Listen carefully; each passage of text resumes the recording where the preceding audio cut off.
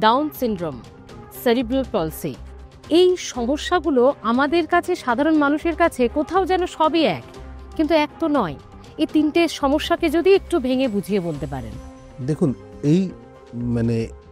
এই সমস্ত সমস্যা যেগুলো ছোট বয়সে বাচ্চাদের শুরু হয় এবং আস্তে আস্তে ইমপ্রুভমেন্ট হতে থাকে, বা হয়তো পুরোটা নর্মাল হয় না, এরম এই কন্ডিশন যেরকম থাকে, 18-20 বছর পর্যন্ত ইমপ্রুভমেন্ট হবে আপনি যদি ট্রেনিং দিয়ে যান। কিন্তু হ্যাঁ, একদম আমার আপনার মতো নাও হতে পারে, that depends on a lot of things আর কি।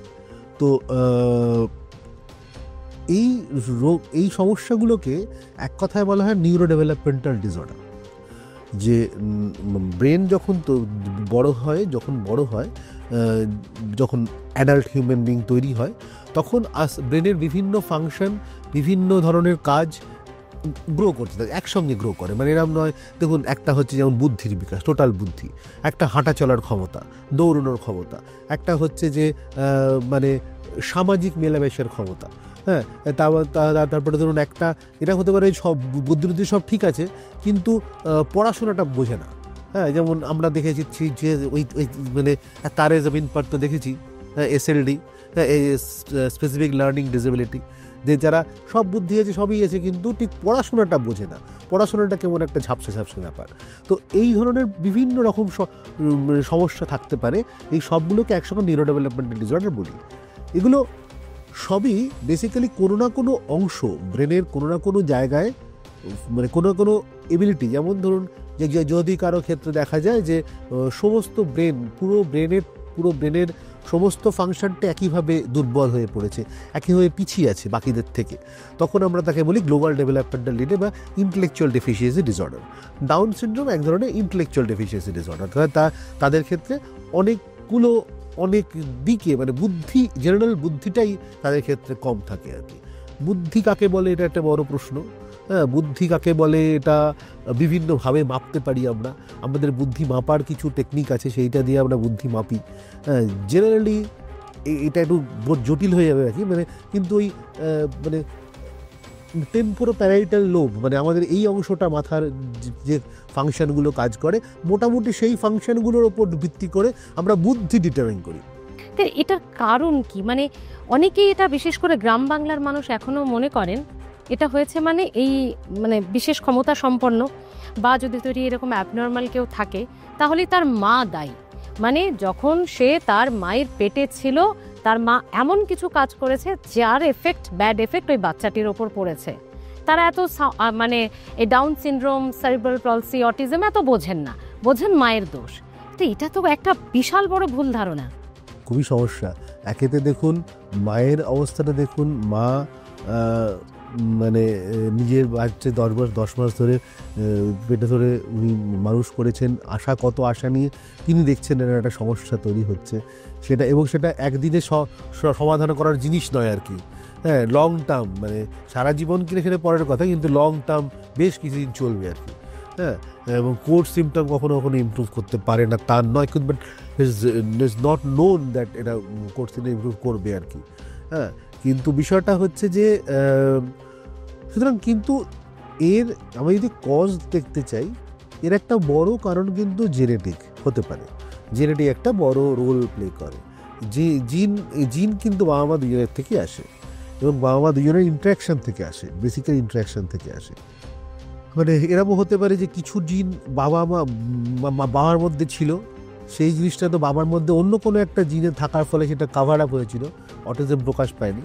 কিন্তু যখন মা বাবার মিক্সচারে যে জিনিসটা হলো, তখন বাবার থেকে সেই অটিজম জিনটা এলো, কিন্তু প্রোটেক্টিভ জিনটা এলো না, তখন কিন্তু তার অটিজম অনেকটা প্রকাশ পেয়ে যাবে আর কি। হ্যাঁ, তার কারো দোষ এরকম কথা বলা যায় না, কিন্তু একটা টোটাল জেনেটিকও একটা প্লাস মাইনাস একটা ট্রানজ্যাকশনাল সিচুয়েশন আর কি।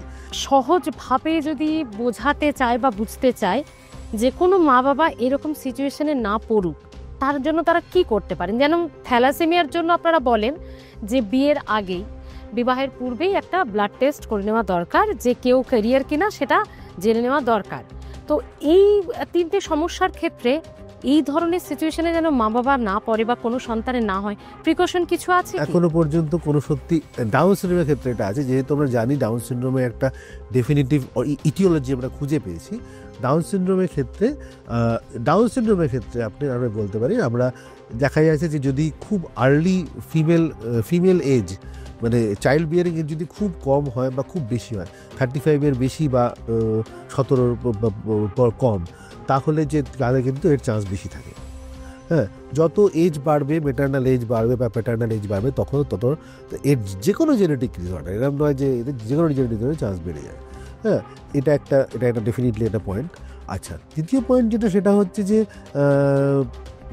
মানে ডাউন সিনড্রোমের তো এখন ডিউরিং প্রেগনেন্সি, যদি আমি দেখি যে মায়ের বয়স বেশি, ফার্স্ট চাইল্ড অনেক বয়স বেশি আছে, প্রাইমারি ফার্স্ট চাইল্ড, সেক্ষেত্রে কিন্তু আমরা তার কিছু ডিউরিং ইউটেরো, যখন মায়ের পেটে থাকবে বাচ্চাটা, তখন কিন্তু কিছু টেস্ট করানো যায় এবং করানো উচিত, রেকমেন্ডেড এবার 30 এর। হ্যাঁ, তো যদি সেটা পজিটিভ হয়, তখন আমরা ডিটেলিং করে দেখা যেতে পারে। We can diagnose down syndrome even before the child birth. আচ্ছা, সেটা কত মাসের মধ্যে সেই টেস্টটা করা যেতে পারে? জেনারেলি সেটা 8 থেকে 14 সপ্তাহের মধ্যে শেষ হয়ে যায় এই টেস্টের ইয়েগুলো। হ্যাঁ, কিছু টেস্ট আছে 8-এ করে, কিছু 10-এ করে, কিছু 12-14-তে কোরিওগ্রাফিরা স্যাম্পলিং করতে পারে, মানে সেটা ফাইনাল ডকুমেন্ট করার জন্য করতে হয়। কারণ 14-র পরে অ্যাবর্ট করাটা একটু মুশকিল, সেই জন্য কারণেই গর্ভবতী মহিলাদের এই 14 মাসের মধ্যে, 14 সপ্তাহের মধ্যেই সবকিছু এই টেস্টগুলো চিকিৎসকের পরামর্শে করে নেওয়া উচিত, তাহলে জানা যেতে পারে যে কি অবস্থা হতে পারে, কিনা সমস্যা হতে পারে। না, এই একটা ভালো জিনিস আমরা অবশ্যই জানলাম। স্যার, এটা কি রোগ বলবো, মানে এই সমস্যাগুলো কি রোগ বলেন আপনারা? হ্যাঁ, down syndrome is definitely disease, because তার একটা কারণ খুঁজে পাওয়া গেছে। হোয়েন দের ইজ মানে আমরা কাকে ডিজিজ বলি আর কাকে ডিসঅর্ডার বলি, এটি সম্বন্ধে একটা মধ্যগর্ত আছে। এটা হচ্ছে যে ডিসঅর্ডার হচ্ছে যেখানে একটা গ্রুপ অফ প্রবলেমস একসঙ্গে খুব কমনলি থাকে, কিন্তু এক্স্যাক্টলি কারণ খুঁজে পাওয়া যায়নি। ইটিওপ্যাথোলজি, মানে তার কারণটা এখনও ডেফিনিটিভ খুঁজে পাওয়া যায়নি।